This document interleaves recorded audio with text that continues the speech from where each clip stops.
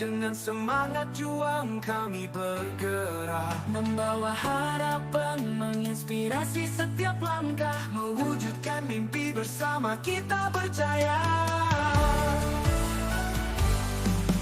Bergerak bersama, mewujudkan merdeka belajar. Guru penggerak penuh semangat membara. Dengan cinta dan tekad kita mengukir sejarah menuju Indonesia emas. Setiap anak adalah bintang yang siap bersinar. Dengan bimbingan kami mereka akan. Bismillahirrahmanirrahim. Assalamualaikum warahmatullahi wabarakatuh, Bu Rina. Waalaikumsalam warahmatullahi wabarakatuh. Iya, alhamdulillah Bu Rina, pagi ini saya meminta kesempatan Bu Rina untuk dapat diwawancarai Bu Rina ya. Dalam kegiatannya adalah untuk tugas demonstrasi kontekstual modul 3.1 bagi kami calon guru penggerak angkatan ke-11 Kota Jambi. Nah, dalam hal ini Bu Rina, sebelum ada beberapa pertanyaan akan saya sampaikan, mungkin ada baiknya saya mendengarkan dulu apa sih yang menjadi kasus atau apa yang akan Ibu angkat dalam kegiatan kita hari ini sebelum ke bentuk pertanyaannya. Silakan. Terima kasih Bu Mercy. Dari kasus-kasus yang pernah terjadi yang berkaitan dengan dilema ITK atau rujukan moral, ada berapa kasus sih selama saya memimpin, tapi yang sering kali terjadi itu kasus-kasus yang berkaitan dengan siswa kita. Karena kalau Bu Mercy ketahui bahwa aturan tata tertib kita sudah jelas menyatakan bahwa kehadiran siswa itu dimulai dari jam 6.45, kemudian pulang nanti setelah sholat asar. Okay. Nah, apabila mereka ada keterlambatan, misalnya lewat jam 7, nanti ada sanksi yang berlaku bagi mereka. Tetapi ini ada berapa siswa yang tidak hadir tepat pada waktunya sesuai dengan tata tertib sekolah kita. Nah, itu kan dilema bagi saya. Padahal sesuai dengan aturan mereka berkewajiban untuk hadir paling lambat jam 7. Nah, sesudah jam 7 kita kasih rentang waktu selama 10 menit untuk mereka masuk, kemudian mungkin ada sanksi ringan di lingkungan sekolah kita. Tetapi ini kadang siswa baru datang jam 7:30. Nah, itu kan seharusnya mereka tidak boleh hadir atau kita pulangkan. Nah, tetapi setelah saya telusuri apa yang menyebabkan kehadiran mereka ini kok jauh dari aturan kita. Nah, mereka bercerita, nah kalau di keluarga mereka itu sendiri yang membuat mereka tidak bisa hadir tepat waktu. Setelah saya selidiki dan selalu komunikasi dengan wali kelas ataupun guru BK dan BK kesiswaan, itu mereka bercerita pada saat itu mereka mungkin ada orang tuanya, ibunya atau bapaknya yang perlu untuk dirawat atau istilahnya itu diberikan obat. Pada saat itu kondisi orang tuanya sakit. Setelah saya cari tahu itu ibunya, karena di rumah itu tidak ada orang lain. Jadi mereka itu sebagai anak yang berbakti, mereka mandikan dulu ibunya atau dilap dulu, baru kemudian diberikan sarapan, kemudian dikasih obat. Makanya mereka tidak bisa hadir tepat waktu sesuai dengan aturan kita. Nah, cuman kan para siswa lain kan tidak tahu kondisi dari siswa tersebut. Siswa lain kan tahunya terlambat, kenapa diberikan dispensasi untuk masuk. Nah, itu kan salah satu bentuk dilema kita. Satu sisi kita harus menegakkan aturan, satu sisi ya ada nilai kemanusiaan. Nah, itu dilema juga. Nah, yang kedua, anak kita ini kan ada beberapa yang memang ada kegiatan di luar dan mereka mempercayakan Al-Falah ini bisa mensupport kegiatan mereka.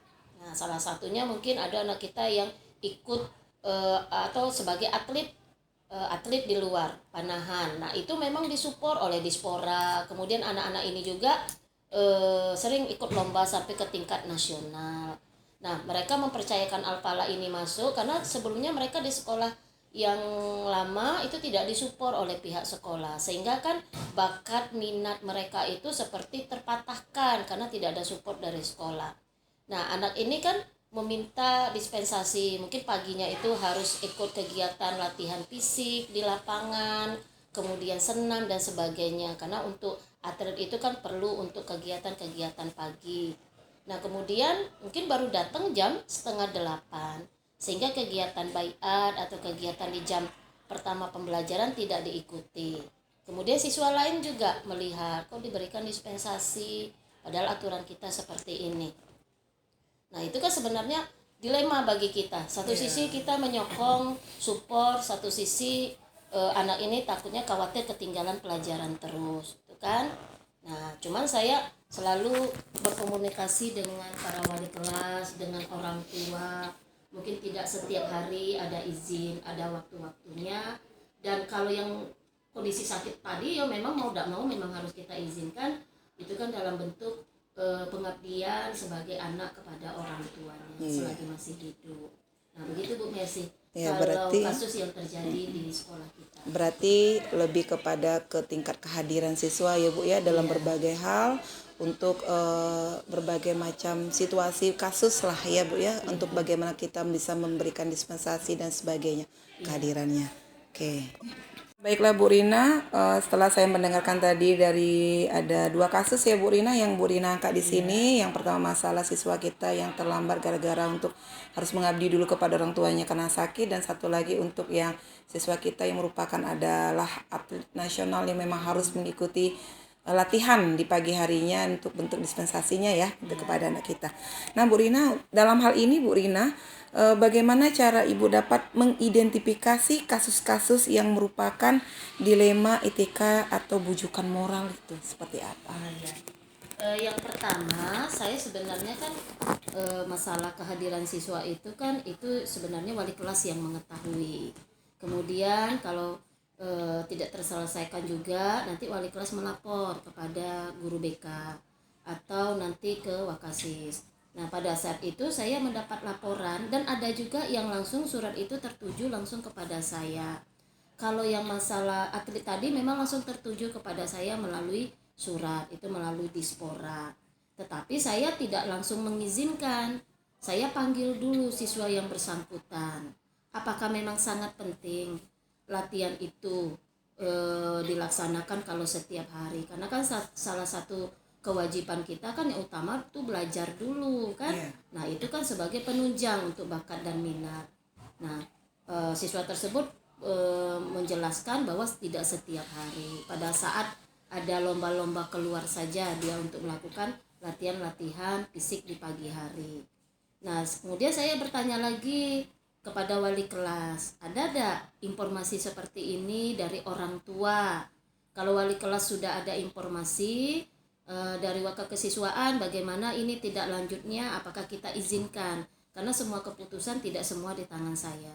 Selalu saya minta pertimbangan kepada wali kelas, kemudian terutama kepada Wakakesiswaan, apakah diizinkan, apakah tidak ada nanti ada rasa iri dari kawan-kawan yang lain, atau nanti ada guru-guru yang harusnya ulangan harian di jam pertama tapi anak tersebut tidak mengikuti, bagaimana konsekuensi apabila anak ini tidak mengikuti ulangan. Oke, berarti bentuk tindakan identifikasinya Ibu bertanya, Ibu mencari tahu Bu ya.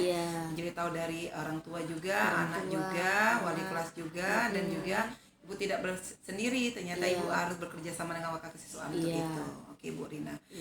Bagaimana Ibu bisa menjalankan pengambilan keputusan di sekolah yang Ibu pimpin, terutama untuk kasus-kasus di mana terdapat 2 kepentingan yang sama dan mengandung nilai-nilai kebajikan Bu, seperti apa? Nah, tadi sudah saya sampaikan Bu Mercy, contohnya 2 kasus ini kan sama-sama mengandung nilai-nilai kebajikan. Iya, benar. Yang pertama anak kita yang berbakti kepada orang tua. Yang kedua anak kita yang memang punya prestasi sampai ke tingkat nasional yang nanti bisa membawa nama sekolah kita. Yang satu lagi kita harus menegakkan aturan kita, kan? Nah, makanya saya akan mengambil keputusan itu dengan secara matang. Saya minta pertimbangan, apakah nanti dikaji dulu, apakah kalau kita izinkan benar-benar anak itu ke sana untuk latihannya, atau benar-benar anak itu memang ada di rumah untuk merawat ibunya. Khawatirnya mereka hanya mencari alasan. Nah, makanya saya lakukan dulu komunikasi terutama dengan wali kelas yang siswa yang bersangkutan. Kalau perlu anak yang sakit ini, ibu yang dirawat ini memang kita kunjungi, kita lihat sampai sejauh mana anak ini melakukan perawatan terhadap orang tuanya. Oke, berarti bentuk pengambil keputusannya ditimbang dengan sangat matang ya Bu ya. Iya. Nah sekarang Bu, langkah-langkah atau prosedur seperti apa yang bisa Ibu lakukan Bu untuk hal itu? Langkah-langkah seperti apa? Iya. Seperti yang saya jelaskan tadi, langkah-langkahnya, tahapannya saya mendapatkan informasi dulu dari wali kelas. Oke. Biasanya wali kelas kalau memang tidak bisa dia ambil keputusan, selalu komunikasi dan meminta pertimbangan apakah diizinkan ataukah kita berikan dispensasi untuk siswa yang seperti kasus yang saya sebutkan tadi. Oke, baiklah Bu ya. Lanjut Bu. Terus hal-hal apa saja yang selama ini Ibu anggap efektif dalam pengambilan keputusan pada kasus dilema ITK ini Bu? Iya. Itulah yang intinya itu kita berbicara dengan pikiran dan hati, gitu kan? Kadang kalau kita ngomong bahwa ini aturan harus ditegakkan jam 7, jam segini, tetapi hati kita juga harus berbicara. Satu sisi anak mengabdi dengan orang tuanya, satu sisi mereka tidak mau ketinggalan mata pelajaran di jam pertama, satu sisi aturan harus ditegakkan. Nah, makanya kalau saya yaitu setelah saya timbang, saya kaji dulu mana baik mana buruknya, makanya saya putuskan. Dan selain itu saya juga meminta pertimbangan dari berbagai pihak, terutama wali kelas lah, karena wali kelas adalah orang tua siswa kita di sekolah. Oke Bu. Nah Ibu tadi sudah Ibu jelaskan yang anggapan efektif yang dalam pengambilan keputusan dalam kasus dilema etika ini. Soalnya Ibu pasti dalam sebuah pengambilan keputusan itu kan pasti memiliki tantangan ya Bu ya. Tantangan yang Ibu hadapi dalam pengambilan keputusan kasus dilema etika itu seperti apa Bu? Ibu rasakan. Iya. Nah inilah yang tantangannya. Salah satunya nanti ada pikiran atau asumsi dari siswa kita. Ibu nih ngomong aturan harus seperti ini, tetapi kok yang seperti ini dibiarkan saja. Nah jadi seolah-olah kita kok diberikan dispensasi. Nah itu kalau siswa kita tidak tahu, selama ini kan itu yang sering terjadi. Dia melihat kawannya yang telat tapi diperbolehkan masuk, kok kami tidak boleh masuk.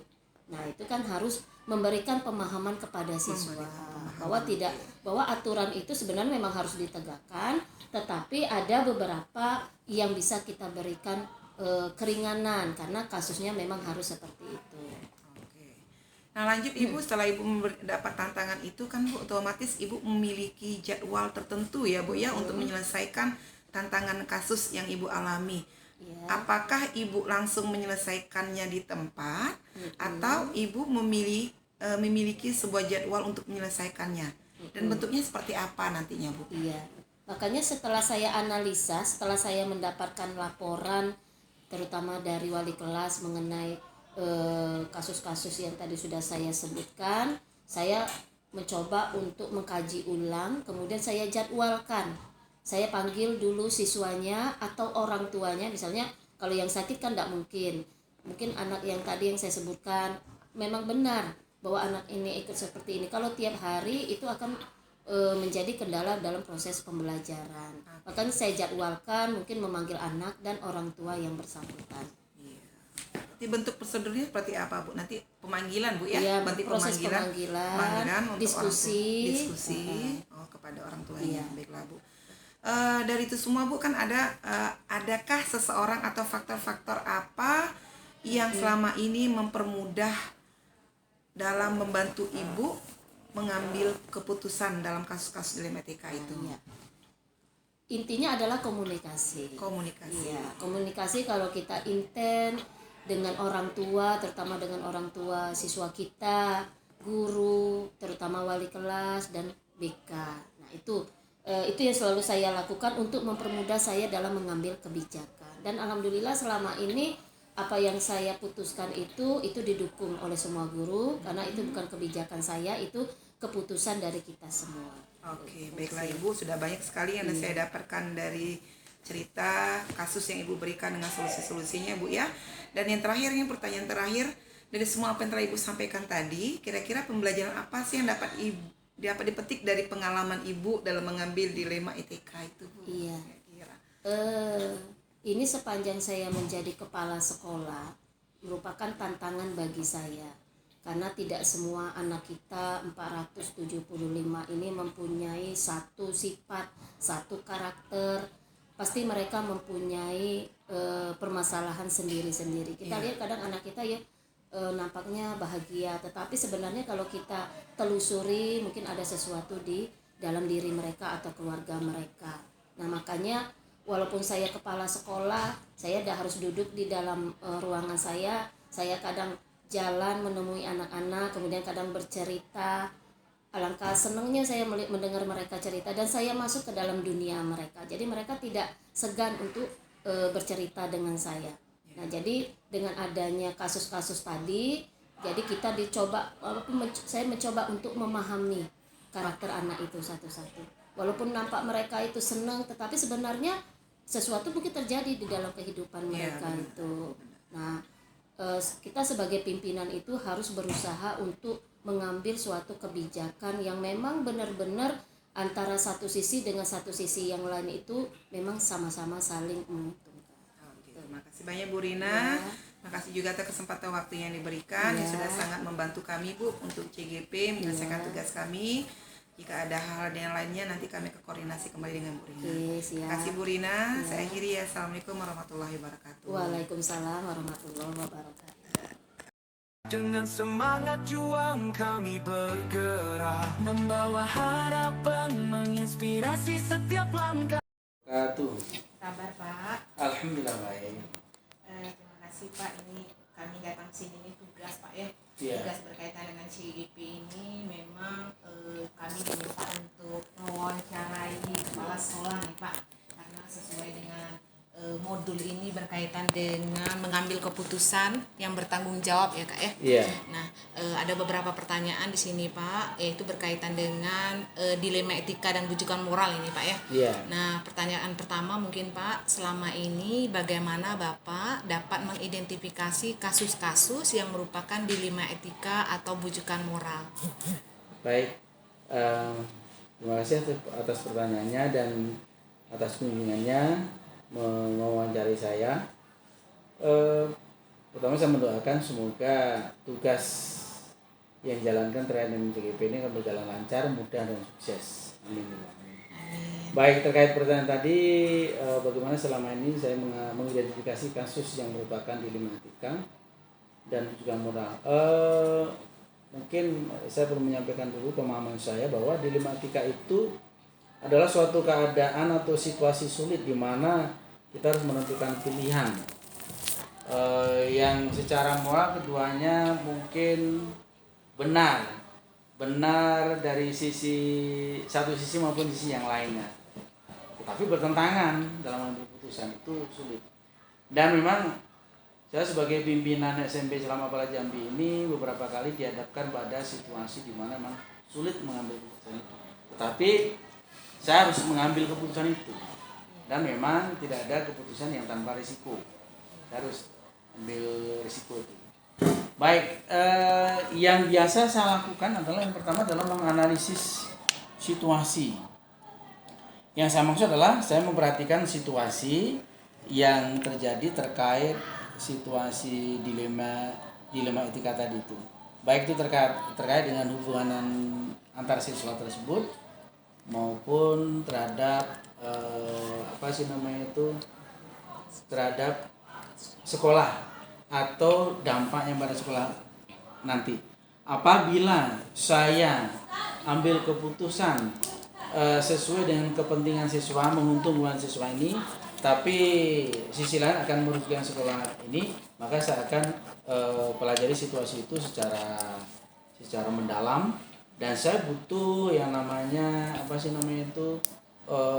masukan-masukan dari pendapat yang lain, karena saya butuh itulah gunanya memang ada wakil, tapi memang saya sebatas wakil untuk memberikan gambaran masukan terkait dengan situasi yang dihadapi itu, karena memang harus hati-hati. Nah, jadi yang sini saya gunakan adalah saya menganalisis situasinya. Yang kedua, hasil akhirnya nanti, dampak dari keputusan itu saya pikirkan setelah dianalisis tadi. Dan itu biasanya cukup memakan waktu, nggak bisa spontan, tapi cukup memakan waktu. Saya remukan biasanya kalau terjadi situasi yang sulit seperti itu hari ini, biasanya jawabannya keputusannya biasanya besok.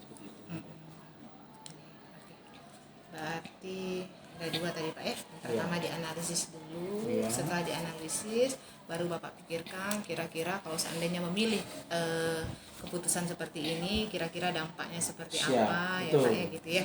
Kemudian lagi untuk menganalisis itu tadi kalau saya terjemahkan dari Iya. kata Bapak tadi harus berkolaborasi Betul. terutama dengan waka-waka ya Pak iya. ya. Nah, contoh kasusnya nih Pak. Suatu ini sudah agak lama. Suatu ketika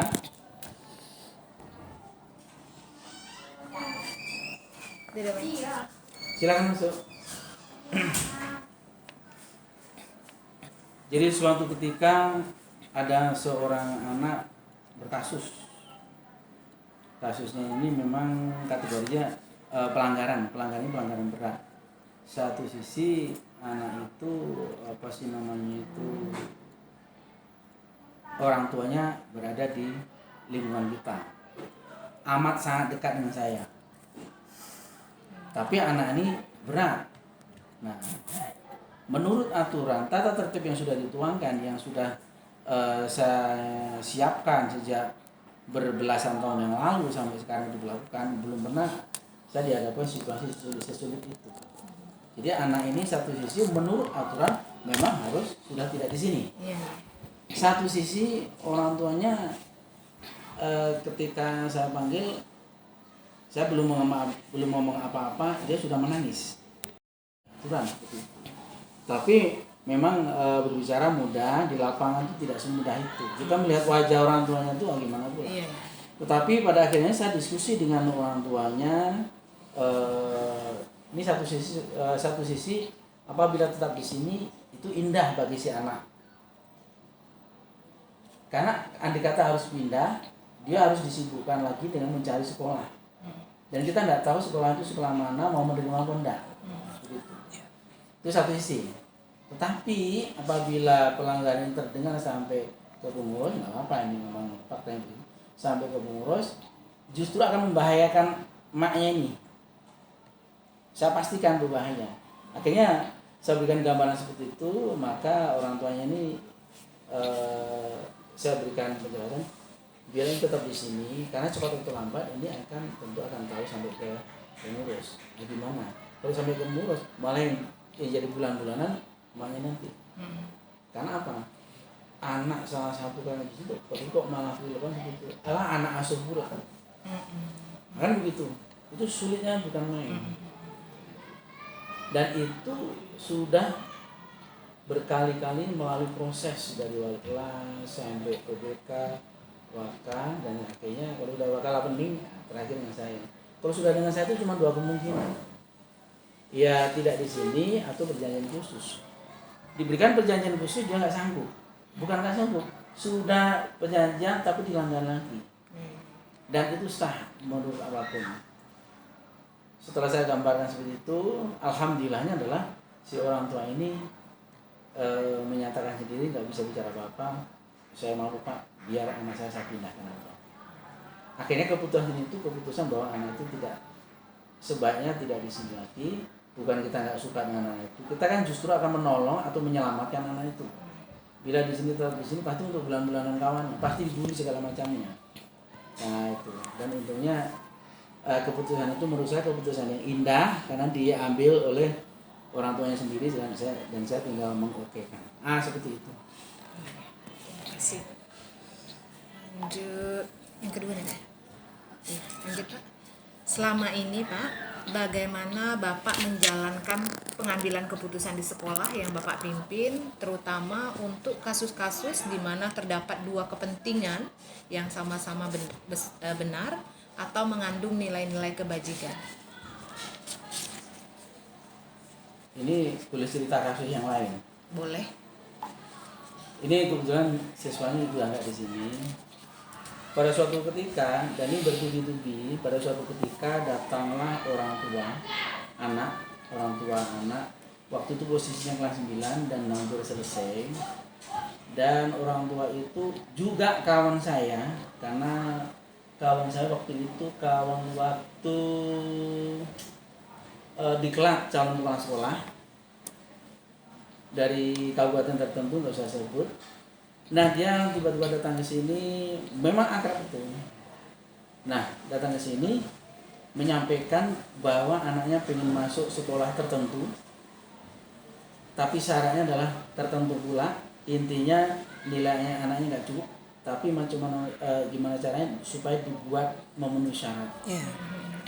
Sekolah itu sekolah yang menurut sebagian orang adalah sekolah favorit. Rata-ratanya minimal harus 80. Nah, macam mana caranya, dan saya terkejut bahwa dia punya permintaan seperti itu. Dia kan mungkin baru kenal saya, tapi belum mengenal gimana di sini yang begitu, belum tahu al-falahan begitu.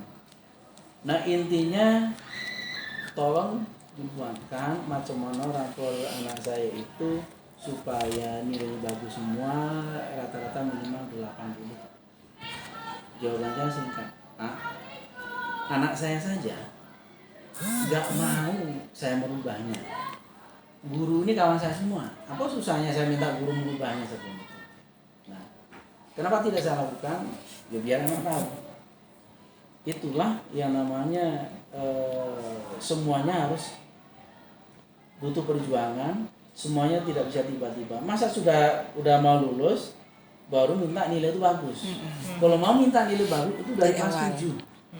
Kita sama-sama pantau. Di rumah tolong urus, di sekolah kami yang urus. Kan begitu.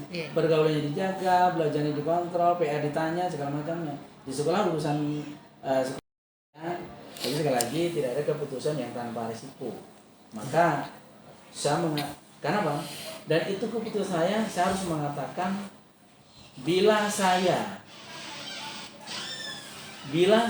okekan, itu indah bagi anaknya, mungkin bisa masuk ke itu. Karena kalau nggak salah orang tuanya itu cukup punya sesuatu lah begitu, hanya nyangkut di situ. Bila saya oke nggak masalah Pak, bisa diatur itu, indah bagi kepentingannya. Tapi bagi al-falah itu remuk wibawanya, nah seperti itu. Oleh karena itu saya mengambil risiko, tidak apa-apa lah. Akhirnya saya menyatakan bahwa saya tidak sanggup, bukan nggak mau, tapi saya nggak punya kemampuan sesakti itu, saya bilang gitu. Jadi yang saya dalam pengambilan keputusan selama ini, saya berpikir pada hasil akhirnya nanti, dampaknya pada sekolah seperti apa setelah itu. Jadi kemudian berorientasi juga sesuai aturan yang berlaku. Yang nggak ada aturannya bahwa di penghujung sekolah menaikkan nilai anak menjadi begitu, nggak ada aturannya. Malah itu menyalahi. Seperti itu. Oke. Lanjut ya Pak. Ya. Langkah-langkah atau prosedur seperti apa yang bisa Bapak lakukan selama ini? Yang pasti yang pertama itu diidentifikasi masalahnya. Masalahnya apa sih sebenarnya? Lalu masalahnya tentu dicari akar permasalahannya pula. Terus akar permasalahan itu kan kadang-kadang masalah itu menjadi masalah karena dipermasalahkan. Karena ada masalah yang sebenarnya tidak bermasalah tapi dimasalah-masalahkan, kan begitu. Yang saya maksud adalah ya masalah ini sebenarnya masalah biasa, tetapi karena dipermasalahkan jadi. Tetapi memang ada masalah tertentu yang menurut saya sendiri memang itu suatu masalah. Jadi saya identifikasi, terutama saya mengumpulkan informasi. Benar tidak bahwa itu sebenarnya itu masalah? Saya kumpulkan informasi pendukung bahwa memang terjadi masalah seperti itu. Nah, informasi pendukung itu yang relevan, informasinya atau sebagai data harus lengkap, dan lengkap itu harus akurat, tidak berdasarkan katanya, kayaknya, kelihatannya, barangkali, mungkin, dan sebagainya. Jadi saya identifikasi masalah, tanya sana sini, betul enggak memang ada masalah seperti itu, pendukungnya apa, buktinya apa, dan segala macamnya. Oh banyak, itu sering saya hadapi seperti itu. Kemudian masalah itu kalau udah yakini bahwa seperti itu, kemudian data-datanya dikumpulkan lengkap dan akurat tadi, maka kemudian coba dianalisis. Ya tentu saya nggak bisa sendiri, karena lebih banyak kepala biasanya akan muncul inspirasi, kemungkinan solusi yang lebih banyak. Maka saya membutuhkan opini dari wakil, terutama wakil kesiswaan, ya ditambah pada kurikulum. Kemudian akan menemukan, mencoba mengidentifikasi kemungkinan solusinya yang terbaik apa, seperti itu. Karena nggak gegabah seperti itu. Ya, karena jangan sampai keputusan kita yang kita anggap solusi malah menimbulkan masalah baru.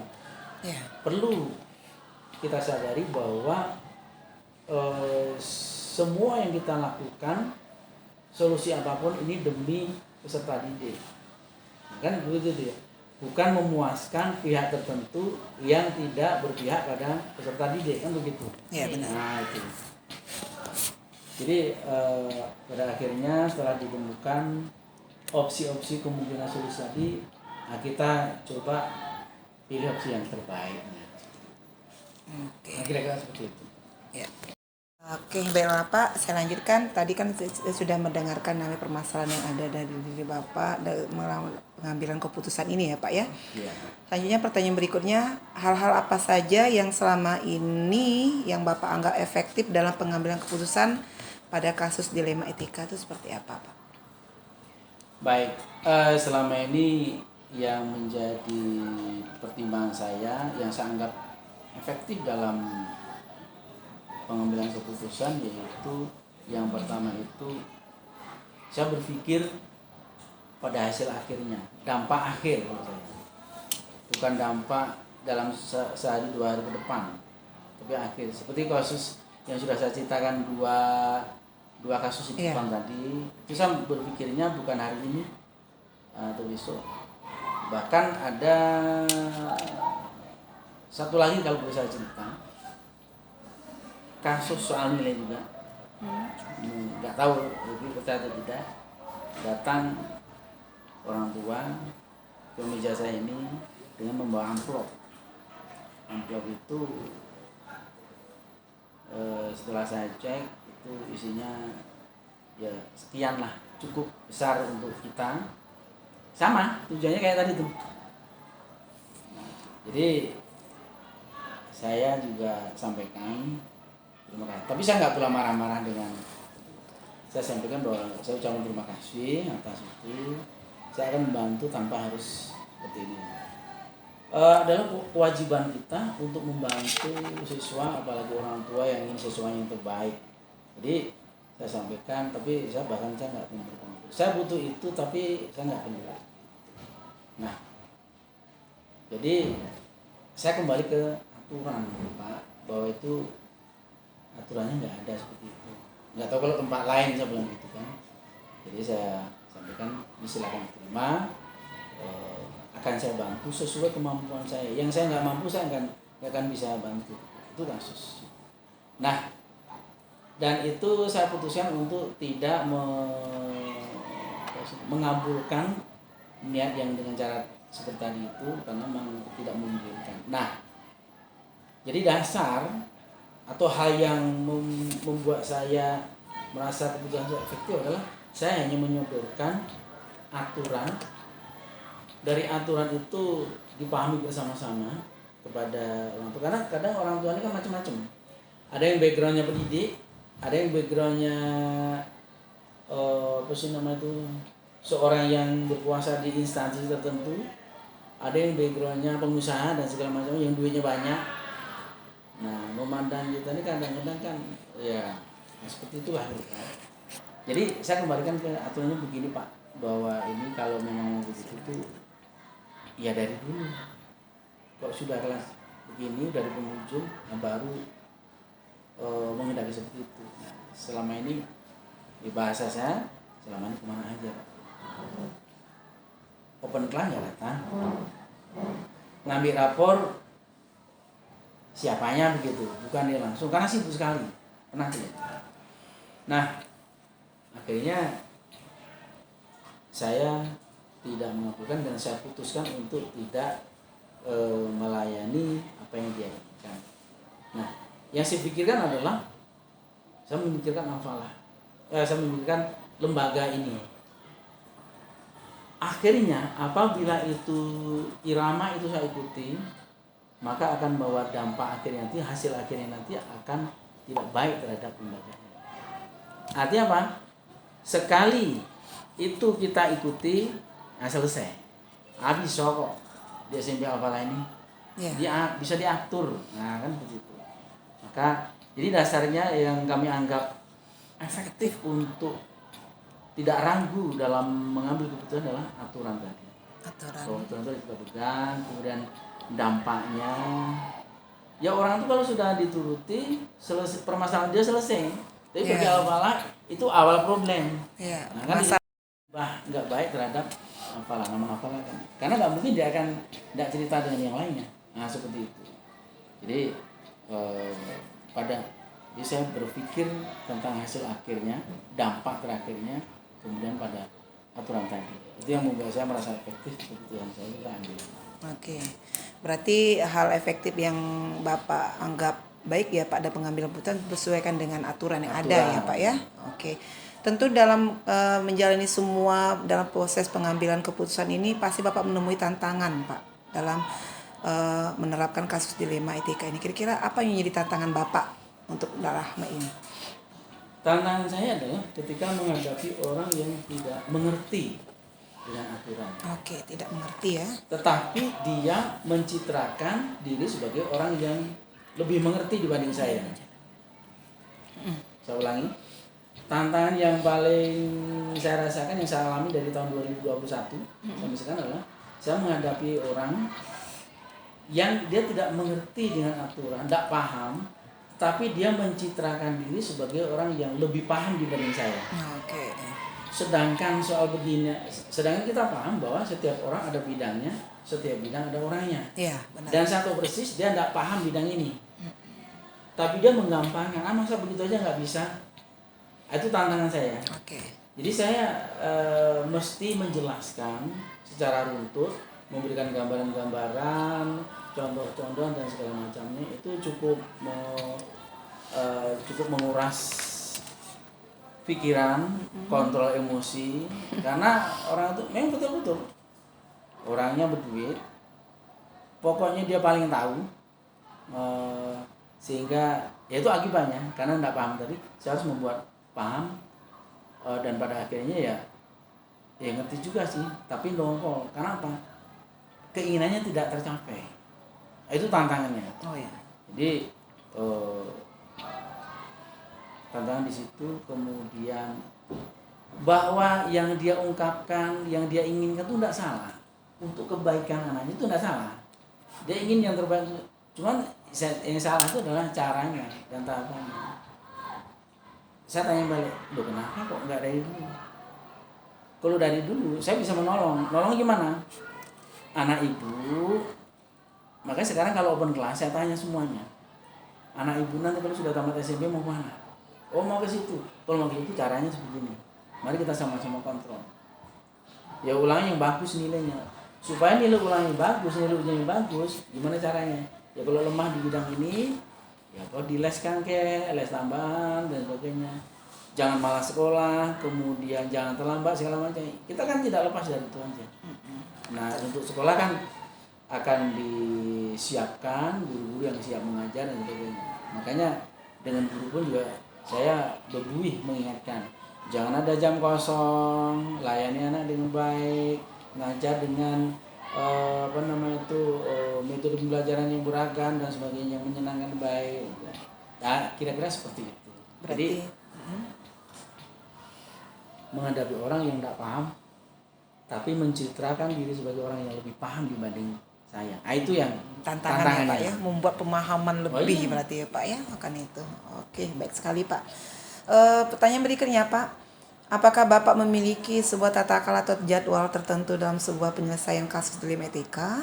Dan apakah Bapak langsung menyelesaikannya di tempat atau Bapak memiliki sebuah jadwal untuk menyelesaikannya?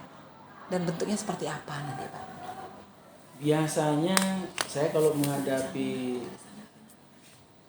kalau ada apa sih namanya itu permasalahan atau menyangkut kasus dilema etika begitu, saya tidak menjadwalkan secara khusus, tetapi langsung dapat yang bisa langsung saya angsur tahapannya saya lakukan. Antara lain ya di identifikasi tadi, saya identifikasi. Jadi begitu saya menghadapi, karena yang sering menjadi dilema etika itu adalah yang tiba-tiba datang dan sebagainya. Cuman kita kan masalahnya kita juga harus tetap menjaga keramahan, menjaga kehangatan dalam kesejukan seperti itu. Kemudian bagaimana juga orang tua adalah bagian dari konsumen kita. Kita boleh berbeda pandangan, tapi macam mana tidak terkesan bahwa kita mengabaikan seperti itu. Nah, jadi biasanya kalau saya menemukan untuk menghadapi dilematika seperti itu, kasus yang dilematika seperti itu, saya biasanya saya analisis dulu dan tidak menjadwalkan khusus. Saya tidak ada jadwal khusus, ya langsung saya tangani, tapi dengan beberapa tahapan tadi. Ketika tahapan itu cukup, bisa saya putuskan sendiri. Ketika saya butuh opini pembanding, saya akan lakukan minta pendapat dari wakil kesiswaan, wakil hukum, bahkan mungkin salah satu guru senior saya minta pendapat. Karena kadang-kadang ada yang tidak terduga dari kita bertanya ke kawan-kawan itu muncul inspirasi, sehingga yang terbaik keputusan adalah seperti apa. Jadi saya tidak ada jadwal khusus. Jadwal khusus ya. Bisa secara tiba-tiba bisa ya secara Pak ya? tiba-tiba, bahkan bisa saya tunda. Oh gitu. Hari ini. Karena dilematikanya kayak yang tadi tuh. Yang mau nggak mau sesuatu harus berangkat aja. Itu nggak bisa.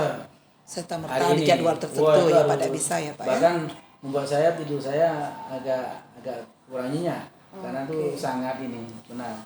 Karena menyangkut satu sisi orang tuanya keluarga kita. Iya. Satu sisi anak ini sesuai aturan tata tertib yang kita buat sudah berlama-lama itu penuh liku-liku itu harus ditaati. Kenapa? Karena apabila ini tidak diambil tindakan, ratusan siswa yang lain melihat. Itulah. Berarti tidak apa-apa.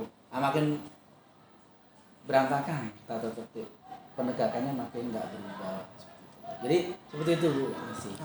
Berarti tidak ada jadwal khusus Tidak ya ada Pak ya jadwal untuk khusus. melakukan itu, Bapak bisa langsung menyelesaikannya di tempat bisa ya Pak ya, berkoordinasi dengan karakteristik kasus Iya, dilematikanya. benar. Sudah itu juga bentuk penyelesaiannya bisa jadi Bapak melakukan komunikasi langsung. Oke. Selanjutnya, apa ada seseorang atau faktor-faktor tertentu yang selama ini mempermudah atau membantu Bapak dalam mengambil keputusan, terutama untuk kasus-kasus dilematika etika ini, Pak? Baik. Kalau selama ini yang saya pakai sebagai faktor yang atau membantu saya untuk mengambil keputusan adalah pengetahuan. Yang kedua, orang yang di sekeliling kita. Jadi terutama pengetahuan, saya harus banyak referensi, saya harus banyak rujukan-rujukan ya, rujukan itu referensi. Saya harus banyak referensi, saya harus banyak contoh-contoh, makanya saya harus banyak membaca. Namanya kita pendidikan, kita harus banyak membaca dunia pendidikan dan sebagainya. Saya harus banyak melihat contoh-contoh ya, seperti kasus-kasus itu kita bisa lihat di media sosial pernah terjadi seperti ini, dan ternyata kalau penyelesaiannya seperti ini, malah bukan selesai tapi malah justru malah viral. Itu kita perhatikan semuanya. Bahkan pengalaman selama ini bagaimana pengalaman penyelesaian kasus yang selama ini saya lakukan itu juga menjadi guru yang terbaik bagi saya, karena juga saya dulu kan juga di bidang kedisiplinan, kemudian jadi wakakesiswaan. Saya juga sering menyelesaikan kasus, sehingga itu menambah referensi kita untuk menjadi modal dalam mempermudah atau membantu dalam pengambilan keputusan yang tidak terlalu lama dalam keraguan. Jadi saya lebih pada yang pertama adalah pengetahuan, karena kalau kita punya pengetahuan berarti kita punya modal. Jangan semuanya serba bertanya kan itu. Oh ini gimana bagusnya? Untuk apa kita di sini ya, seperti itu. Jadi saya yang pertama pengetahuan, saya harus memperluas itu, memperluas referensi tadi, apalagi perkembangan dunia pendidikan sekarang ini kan begitu banyak dilema-dilema. Seperti yang kita hadapi sekarang, satu sisi kita nggak boleh marah dengan anak, satu sisi anak sudah keterlaluan, satu sisi roh atau nafas kurikulum merdeka kita itu nggak boleh nian, anak tuh baik kalau lah itu, enggak, kapan ketemunya itu tuh butuh entah berapa lama lagi. Karena si pembuat kurikulum ini menurut pemahaman pribadi saya, dia memang nggak pernah ngajar di sekolah, nggak pernah, apalagi ngajar di sekolah swasta, apalagi sekolah swasta yang kita masih belum menyeleksi, kan gitu ya. Karena yang diseleksi kan bukan hanya akademis saja, psikologinya diseleksi, perannya diseleksi, nah, kita kan masih belum itu. Jadi hal-hal seperti itu menambah kita untuk berusaha untuk lebih bijak dalam pengambilan keputusan. Jadi semua yang kita alami selama ini, semua yang kita rasakan, semua yang kita lihat, kita dengar, itu menjadi faktor dalam membantu saya pengambilan keputusan yang tidak terlalu tersandra oleh keraguan-keraguan. Pelajaran apa yang dapat dipetik dari pengalaman Bapak dalam mengambil dilema etika ini? Baik, terima kasih. Pembelajaran yang dapat saya petik dari seluruh pengalaman hingga hari ini, besok kita belum tahu, hingga pengalaman hari ini dalam menyelesaikan berbagai kasus. Dalam kasus-kasus itu ada antara yang kasusnya dilema etika tadi, maka pembelajaran yang bisa saya petik adalah satu, bahwa kita memang sebagai pendidik kita tidak bisa lepas dari yang namanya menghadapi kasus. Justru kasus yang sulit menurut saya adalah kasus yang dilema, yang ada dilema etika seperti ini. Kalau yang lain udah jelas gampang, oh ini sanksinya ini udah jelas. Tapi kalau yang dilema etika ini memang kita harus hati-hati, apalagi kalau dilema etika, ya apalagi kalau kasusnya itu memang cukup yang seperti yang sudah saya ceritakan di awal tadi. Resikonya besar, apalagi kalau satu pihak tidak mengerti gitu. Itu yang pertama, bahwa kita akan selalu dihadapkan, kita nggak mungkin tidak akan menghadapi. Nah, yang kedua, dalam penyelesaian suatu kasus, ya terutama kasus yang dilema etika ini, kita harus tetap mempertahankan prinsip-prinsip bahwa kita tetap harus beretika gitu. Boleh kita berpegang, boleh kita tegas, tapi tetap beretika supaya pihak-pihak yang terlibat dalam kasus dilema etika itu memahami, mengerti, dan di penghujung penyelesaian kasus itu tetap tersenyum dengan kita. Dan itu pernah saya lakukan, mengerikan waktu itu. Saya harus berhadapan, satu sisi ini keluarga polisi, satu sisi ini keluarga pengacara aktif, sangat aktif. Jadi nah, saya waktu itu terinspirasi, ini harus saya tengahi seperti itu. Jadi itu harus hati-hati. Yang berikutnya juga mempertimbangkan hak orang lain. Ya ketika solusinya apa, kita harus bantu bagaimana supaya bisa menjalani keputusan itu. Yang terakhir adalah bahwa kita juga harus memperhatikan hak orang lain. Saya rasa itu. Ya, oke. Baik Bapak, terima kasih banyak. Pelajaran apa yang dapat dipetik dari pengalaman Bapak dalam mengambil dilema etika ini? Baik, terima kasih. Pembelajaran yang dapat saya petik dari seluruh pengalaman hingga hari ini, besok kita belum tahu, hingga pengalaman hari ini dalam menyelesaikan berbagai kasus.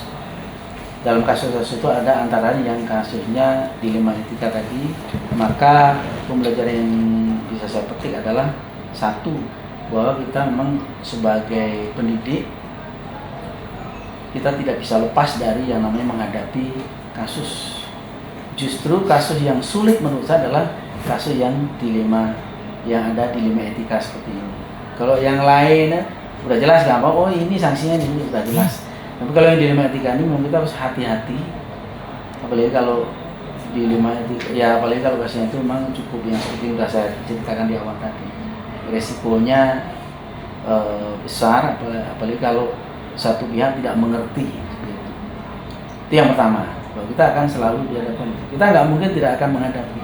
Nah, yang kedua, dalam penyelesaian suatu kasus, ya terutama kasus yang dilema etika ini, kita harus tetap mempertahankan prinsip-prinsip bahwa kita tetap harus beretika gitu.